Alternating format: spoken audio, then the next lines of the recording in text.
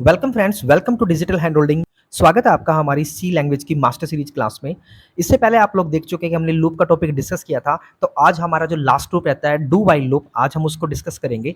Do while loop बहुत ही interesting loop है जो कम से कम एक बार आपकी कंडीशन को एग्जीक्यूट करने के लिए फोर्स करता है, अगर चाहे आपकी कंडीशन ठीक भी ना हो। ये कुछ ऐसे है जैसे आप किसी को ये बोलते हो कि जाओ मेरे बैग में से एक बॉल निकाल दो, और शायद आपके बैग में बॉल ना भी हो, तो वो कम से कम एक बार हाथ डालता है उस बॉल को वापस निकालने के लिए। इसका मतलब श्योरिटी से कि एक बार तो आपकी कंडीशन जरूर एग्जीक्यूट होगी, उसके बाद जब वो चेक करेगा और उसको कंडीशन नहीं मिली तो वो वापस आएगा। तो इस तरीके का लूप आपका सिर्फ अकेला एक ही लूप है, वो है डू वाइल लूप। और लूप और वाइल लूप इस तरीके की कंडीशन नहीं करते हैं। अगर आपकी कंडीशन चेक नहीं होती है तो वो एक बार भी प्रिंट आउट नहीं करते हैं। इसका सिंटेक्स भी लगभग उन्हीं जैसा है जैसे कि हमने वाइल में किया था। तो वाइल में हमने सबसे पहले इनिशियलाइजेशन किया था, तो यहाँ पे हमने इनिशियलाइज किया हुआ है, उसके बाद हमने डू लिखा हुआ है, मींस जो भी हमने काम करना था। तो यहाँ पे डू में हमने जो प्रिंट एफ की स्टेटमेंट आती है और जो हमारा इंक्रीमेंट आता है, ये दोनों हमने लिखे हैं। उसके बाद लास्ट में हमने ये वाइल से कंडीशन चेक कराई है, और उसके बाद आपका ये यहाँ पे टर्मिनेटिंग सेमीकोलन आया हुआ है। तो आप इस तरीके से भी इसको याद कर सकते हो कि वाइल के अंदर आपका लास्ट में यहाँ पे टर्मिनेटिंग सेमीकोलन आता है, और इससे पहले बाकी किसी में भी आपने ऐसा नहीं देखा है। यहाँ पर प्रोग्राम काम कैसे कर रहा है, उसने इनिशियलाइज किया काउंट इक्वल टू 1, उसने यहाँ पे प्रिंट भी करा दिया उसको पहली कंडीशन को।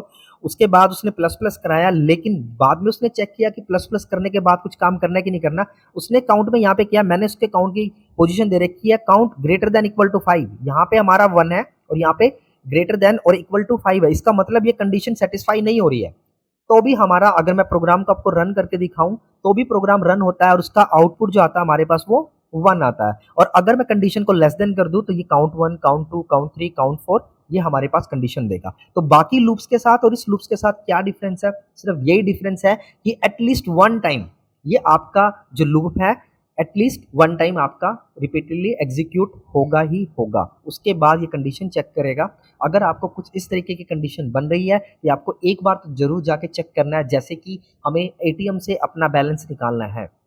तो मेरे एटीएम, मेरे बैंक में शायद मेरे पास बैलेंस नहीं है, लेकिन मैं एक बार तो उसको विड्रॉल की रिक्वेस्ट डालूंगा, तो वो उसको जाके चेक करेगा और फिर हमें बताएगा कि नहीं, आपके अकाउंट में बैलेंस नहीं है।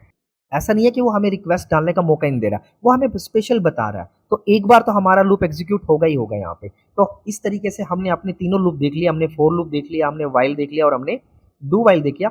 आगे कुछ प्रोग्राम्स के अंदर हम इनके और प्रैक्टिकल एग्जीक्यूशंस देखेंगे। एक वीडियो हम लोग देखेंगे जिसमें हम ब्रेक और कंटिन्यू के बारे में देखेंगे। इससे नेक्स्ट लेक्चर जो हमारा आएगा उसमें मैं ब्रेक को और कंटिन्यू को करूंगा। तो चलिए एक बार इस प्रोग्राम को रन करके भी देख लेते हैं। मैं यहाँ से प्रोग्राम पे क्लिक करूंगा, इसको रन करूंगा, और देखिए यहाँ पे आया काउंट इक्वल टू 1 आया हमारे पास यहाँ पे। और मैं अगर इसको यहाँ पे इस कंडीशन को मैं चेंज कर देता हूँ, ग्रेटर देन की बजाय मैं इसको लेस देन कर देता हूँ। अब मैं प्रोग्राम कंटिन्यू करता हूँ, तो यहाँ पे देखिए काउंट 1 2 3 4 एंड 5 हमारा प्रोग्राम एग्जीक्यूट हो गया। अगर आपको ये सीरीज अच्छी लग रही है, सीरीज में कुछ कमी लग रही है, तो आप नीचे कमेंट बॉक्स में डाल सकते हो। और अगर ये सीरीज अच्छी लग रही है तो जिन जिन के सिलेबस में ये चीज़ आती है, जिनको प्रोग्रामिंग आती है, प्लीज़ उनके साथ आप शेयर करें। Thank you friends.